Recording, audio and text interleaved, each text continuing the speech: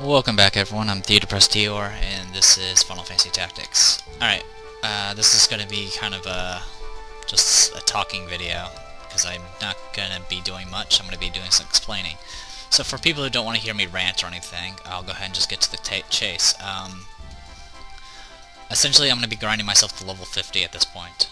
I'm going to grind all 5 characters to level 50. So, this is a good opportunity for any of you guys who want to either change to a different job or want to go for a skill from a higher level job and just bring it over. Like if you want to be, I don't know, for example... Actually, the good example would be, like, for example... I'm saying example a lot. The person that picked Teal's class asked for white magic.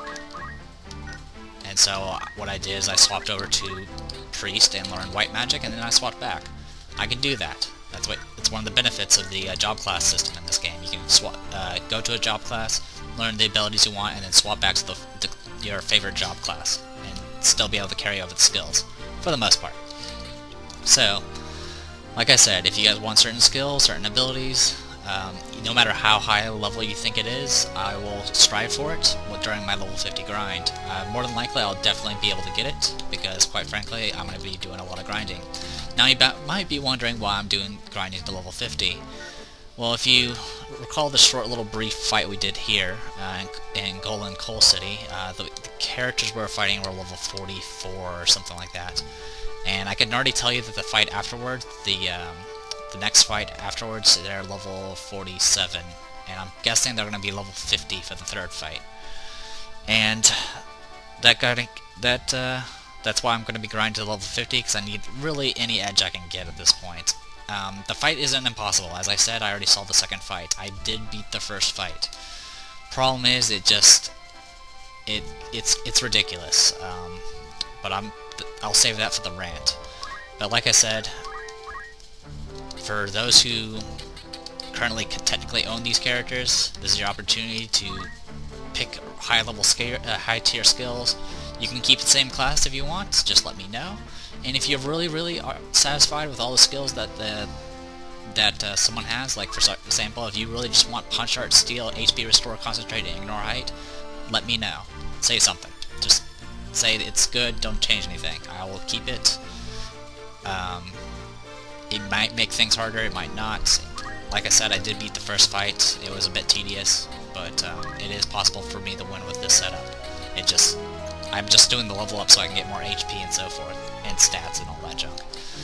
Also, if people don't respond to these characters and other people do, I may consider taking their advice as well. It's just allow more participation from all the other viewers.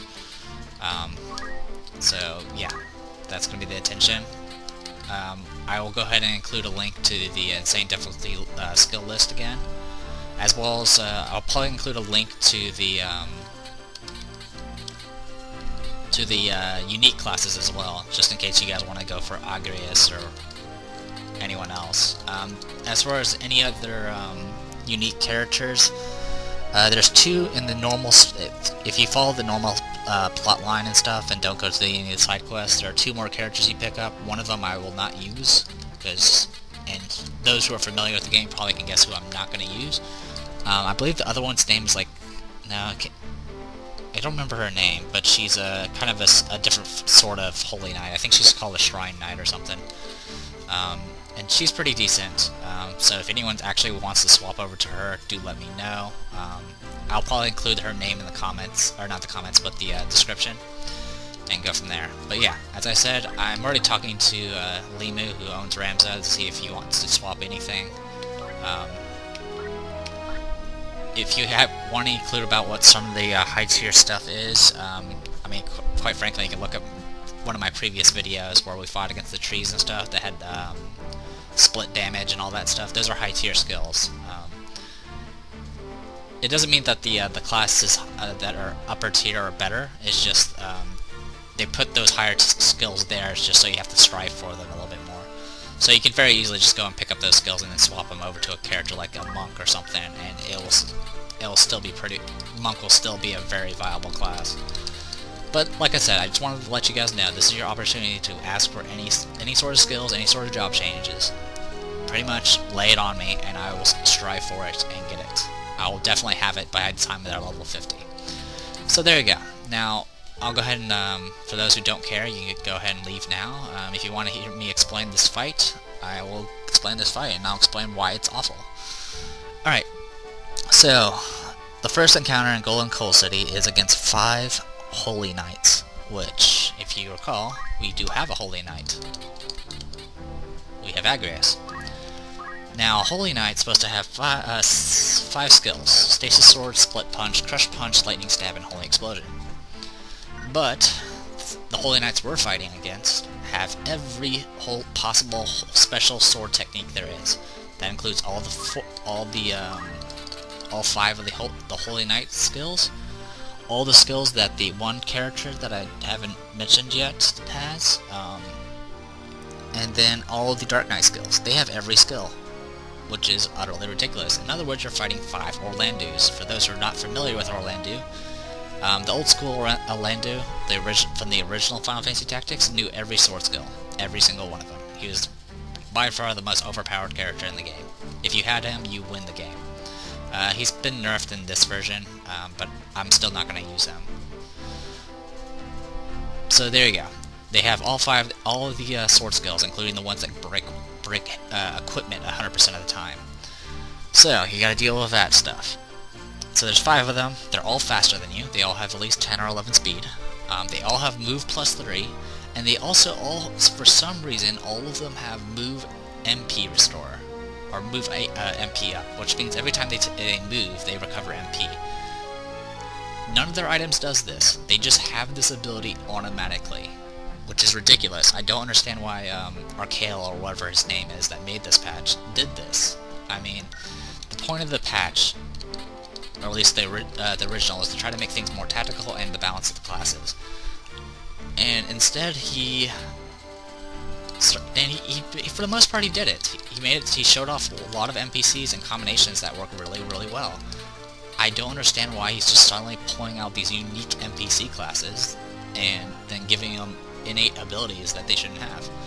So yes, all 5 of the Holy Knights have innate move MP recovery, which isn't really that big of a deal, to be honest, but the fact it's not a big deal is also the biggest issue. I was like, why do you have it? If it just... It's sloppy, personally. I say it's sloppy.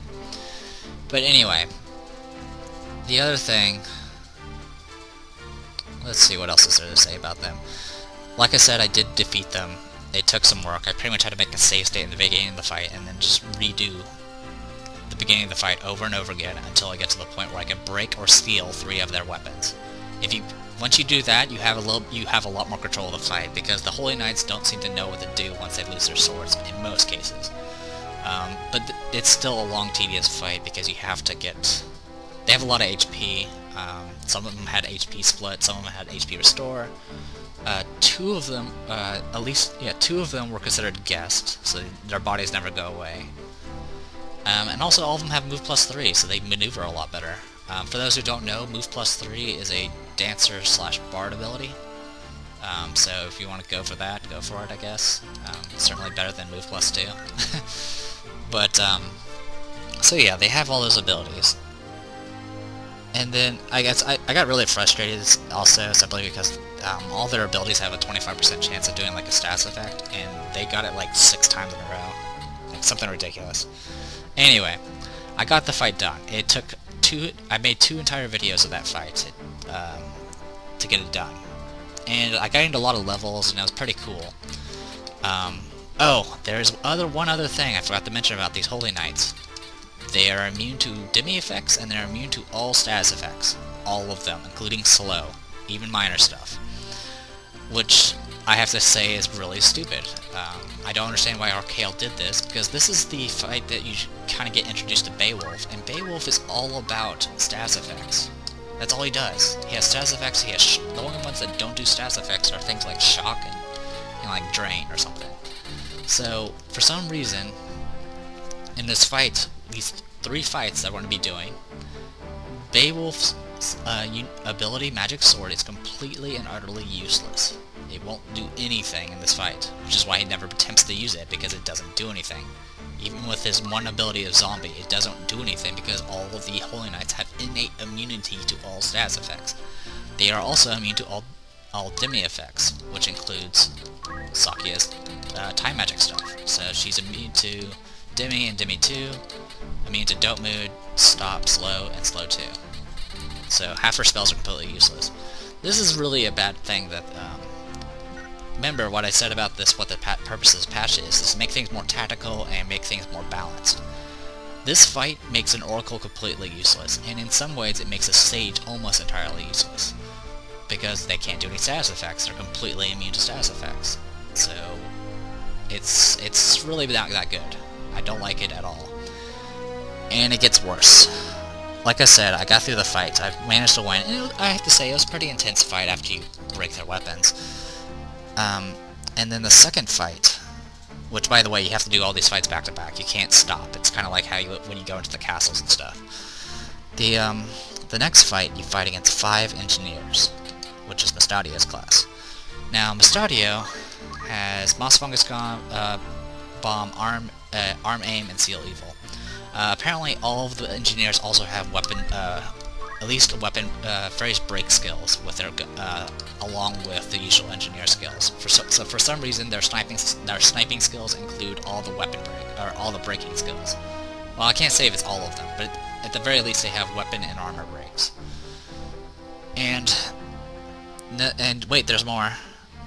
They all have regen, but this is not a big deal because all of them have some sort of armor that gives them regen, so that's legit.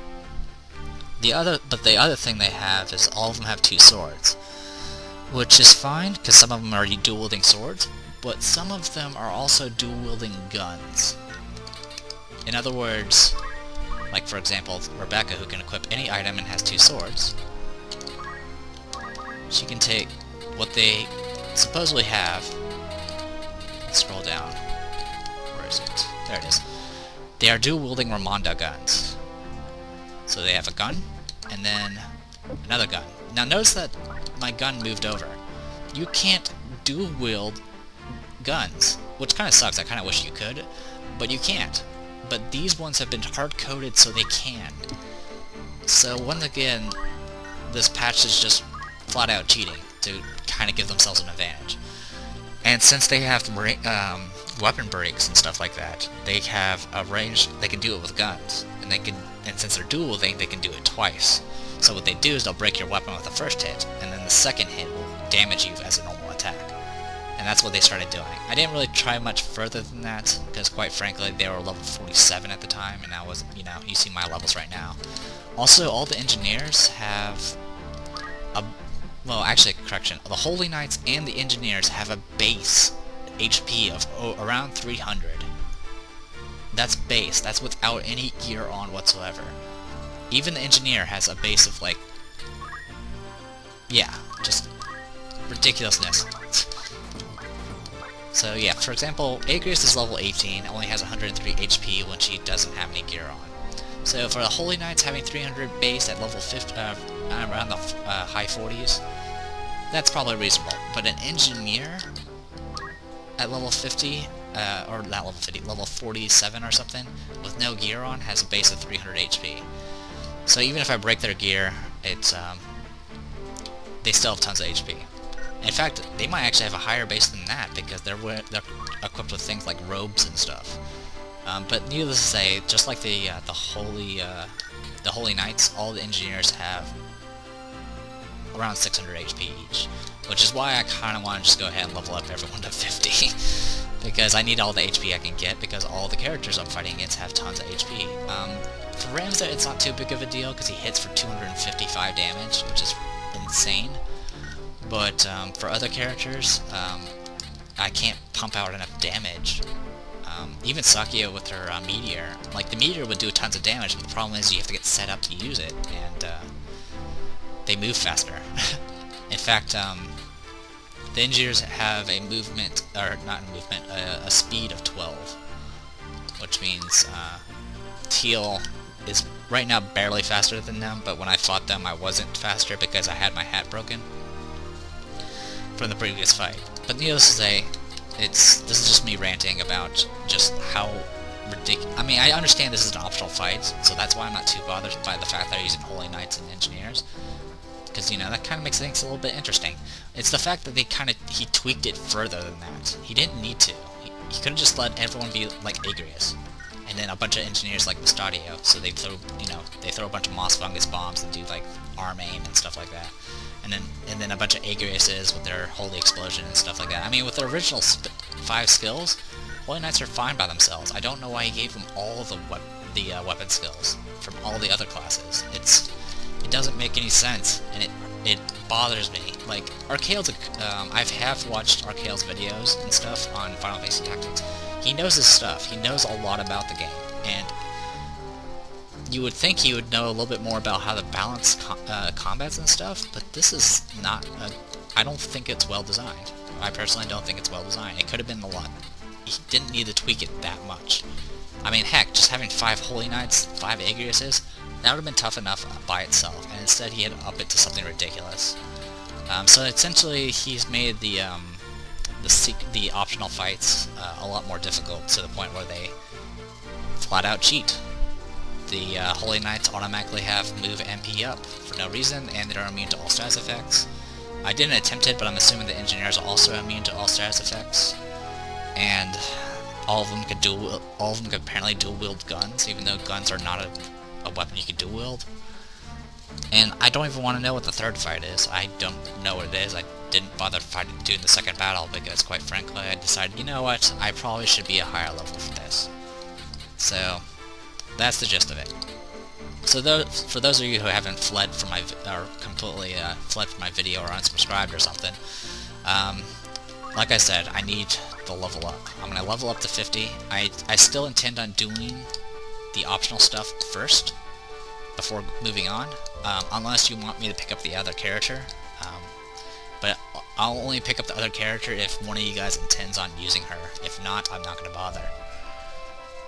So generally, the strategy for the first fight is to make sure you break the holy swords, the swords they're using, as quickly as possible. If you do that, you pretty much have control of the fight, and you can just gradually kill them each one by one. So, like I said, grinding to level 50, use this as an opportunity to learn higher level skills. Like, if you want to learn skills from a bard or dancer or a freaking sage, the top most difficult classes to get, this is your chance. Just say, hey, I want this skill, but I want to stay this class. And I'll be like, okay, got it. I'll do that as we level, switch to the class, get the job points, get the skill, and then swap back. And then, like I said, I've already done something like that with Teal. Teal has white magic as a marksman. I can do that for any other character who's interested. Or if you just have interest in certain job abilities, like if you want to learn how to sing, or if you want to learn how to do sage magic, or if you want to just learn some other ability that you haven't had access to, like summon abilities and stuff, then let me know. I'll make the adjustments. If you have any questions, by all means let me know. I've had some people PM me with some questions, and I reply as soon as I get them. So, like I said, I am DDepressed. I'll be grinding to level 50 on screen. You guys will have a few days to figure out what the hell to do. So yeah, I guess just to say that, it's going to be about 3 days or so before I start another video. That means I'll start recording 3 days after this. So you got a few days to do this. I understand this is a Christmas break, so some of you guys might be out of town. In that case, anyone who wants to give suggestions on what to change, I will put up a tally and keep track of everything and get it all situated. Heck, I might just go ahead and pick up all the skills you guys asked me to get, and I'll go from there. Anyway, until then, everyone, I'm DDepressed. This was Final Fantasy Tactics, and next time I'll actually do something constructive. See you guys.